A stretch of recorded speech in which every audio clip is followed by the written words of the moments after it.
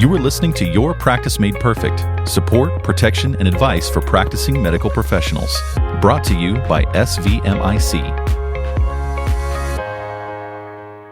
Hello, everyone, and welcome to today's episode of Your Practice Made Perfect. My name is Jay Baugh, and I will be your host for today's podcast. Today, we're going to be talking about cybersecurity in the healthcare arena. And to help us with this topic, we have with us Robbie Morris. Robbie, welcome.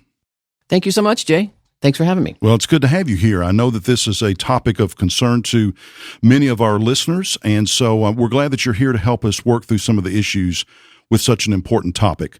So before we get into the subject itself, why don't you tell us a little bit about yourself? I am a 20-plus year healthcare IT engineer, sysadmin, documentation, compliance, cybersecurity professional. Okay. I've been doing cybersecurity since before it was a thing. Good. What I do currently is I'm a senior security manager for governance, risk, and compliance for C-Spire. We are a large telecommunication company based out of Mississippi, but I'm in the business services unit, so I head up our HIPAA practice, essentially auditing practice. Okay. I've worked throughout ambulatory hospitals, ambulatory surgery centers, long-term care, been in regulatory compliance for that entire time, kind of throughout that journey. We're certainly glad to have you here, especially considering that you've got 20 years of experience and you've dealt specifically with cybersecurity in the healthcare arena. And before we get into healthcare arena issues specifically, let's talk about it in a little bit broader context. Why is it so important to be prepared for cyber breaches? Obviously, everyone's heard of and hopefully not been impacted by ransomware. That's up 400% just in 2 years on infections and attacks. Wow. They're all just variants of the same code execution. Oftentimes in healthcare, with biomedical devices, some of those devices don't even have security controls. So literally anything that can be connected to a network and reporting up vital sign information from a patient or logging that automatically into an EMR as such, they might not even have security controls in it. So now you have PCs that are connecting to the internet, potentially clicking on malicious phishing emails that are bringing in some kind of threat actor along with the code that's impacting the same biomedical devices. So it can get really, really serious, really, really quick. I'm not even talking about people's access to patient records.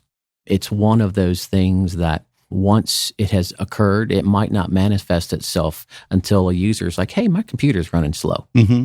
Well, at that point, they could be in your environment 6 months, 9 months, and you've not even known that what's going on and what they've done. I'm not even talking about the regulatory compliance and the fine aspect of that, but it really does just get really, really serious very, very fast. Yeah, and I think that's one of the reasons that we hear about it so much in the media is because it is such a serious topic, and it's something that really does affect all of the different industries, not just healthcare, but it affects a lot of industries as well in a lot of different ways. Tell us a little bit about what makes cybersecurity in the healthcare arena different than it would be for any other industry that someone might be dealing with when it comes to cybersecurity issues. Healthcare, it's a huge target for a multitude of reasons. Billing, number one, I mean, that's a huge deal. Mm-hmm. X-rays or blood results, things that are health-related, those have $1 a street value that someone can absolutely monetize.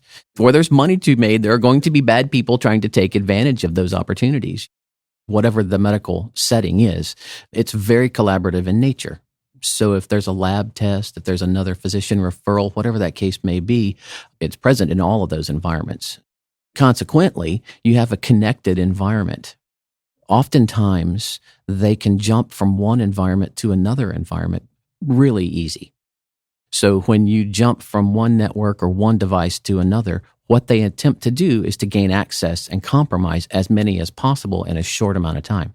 So in that healthcare environment where you have patient records on a file server perhaps, or in the EMR or other billing system, whatever it may be. And maybe that's all outsourced and maybe you've got all these different network connections.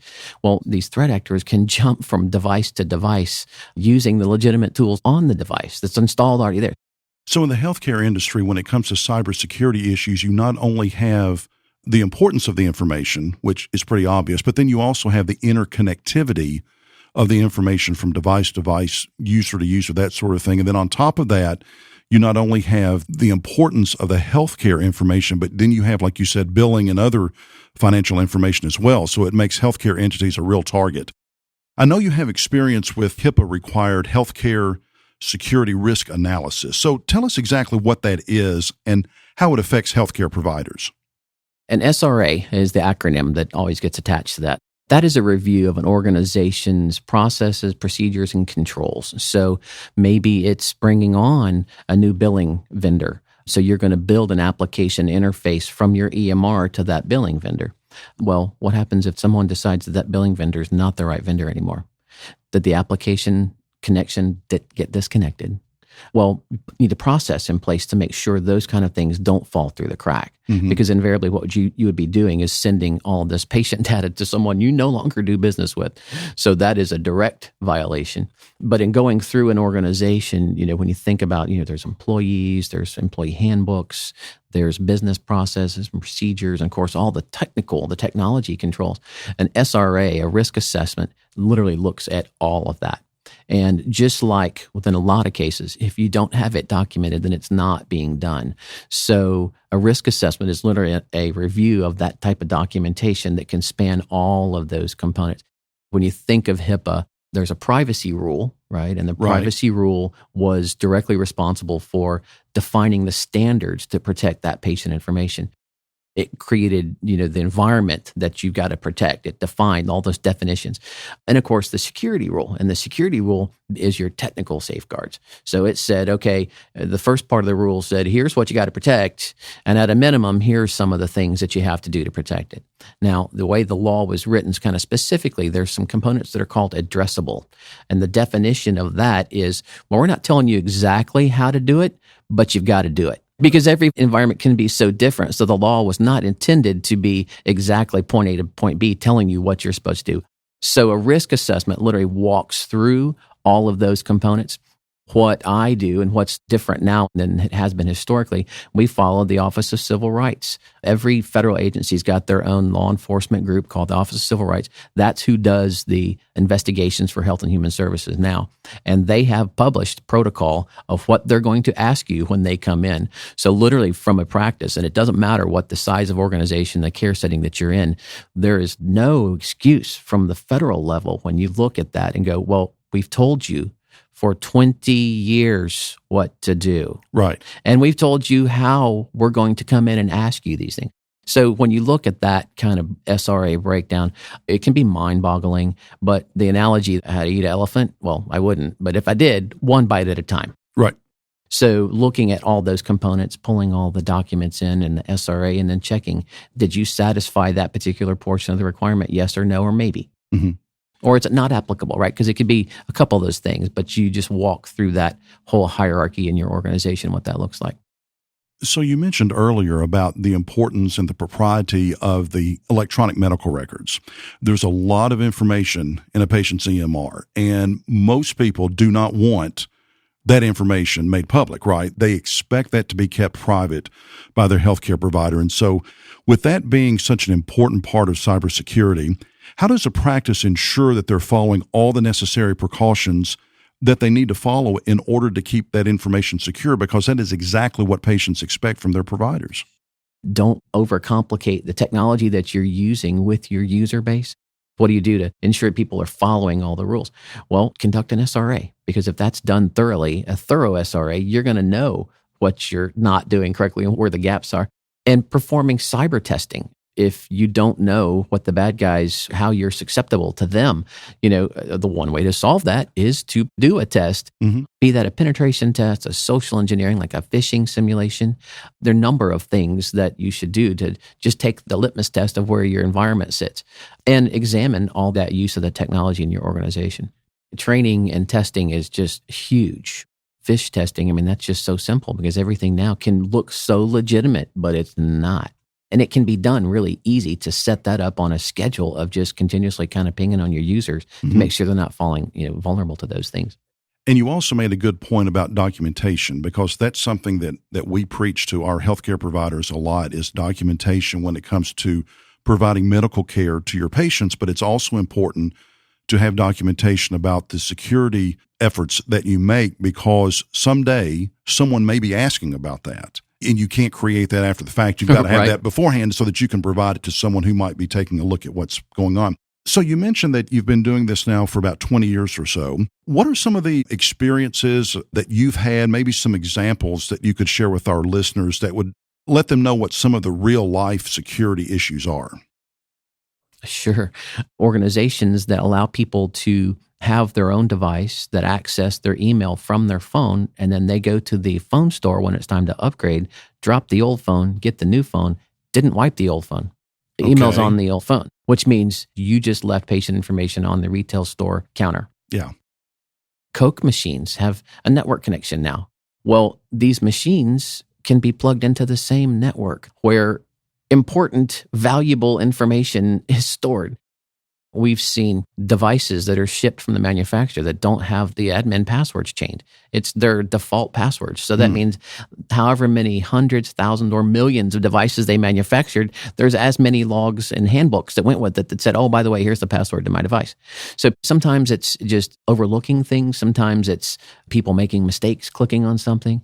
I've seen organizations have their accounts payable systems compromised and payments released from their own system to pay the bad guys. So not even the ransom. No, they're just directly transferring money to their account.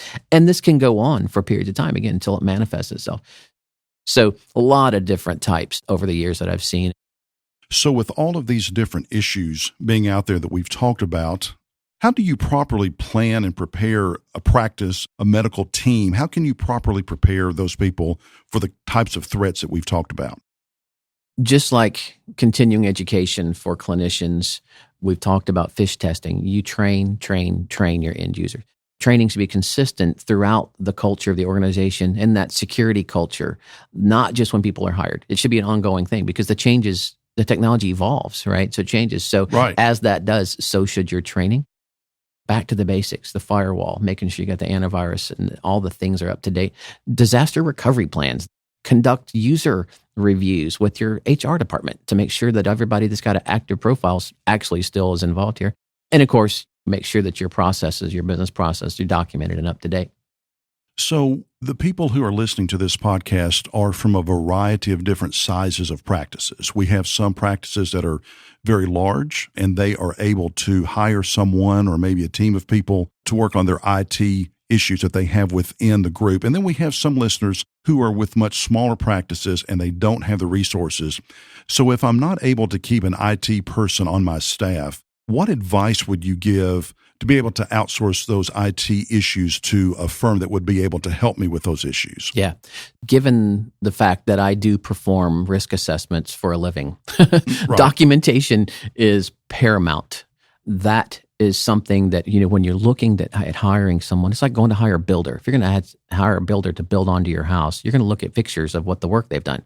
You're going to talk to the people that they've worked for. Yes. You're going to do some due diligence around those people. You do the same thing with your IT vendor.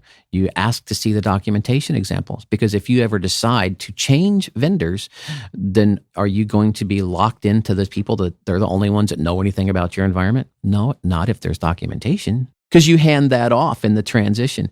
I would always recommend avoiding long-term contracts, not just in IT, but in life, whatever that is. I don't like being locked into something forever. I would absolutely talk about the IT support company's ability to be proactive, not reactive in their support. Oh, that's very important. Yes. Right? Because you think about that, it's like it's a firefighting thing constantly if you're reactive. Well, if you're proactive, you've got some controls in place, right? You're looking at logs, you're doing those things. And that's way different from vendor to vendor, group to group. I would also say experience in the same industry, because if you don't understand the challenges that come with being in the healthcare environment, then maybe you don't understand the actual, enormity of the job that you've got and the importance of that. I would absolutely make sure they've got cybersecurity expertise, because if they don't have some degree of security services that they offer, then you're not hiring the right people. Right. That's such an important issue that you need to take care of that with the firm that you're hiring, to not only look at IT within the organization, but also cybersecurity issues that come along with that. A lot of insurance companies make requirements on, have you complied with the law to date?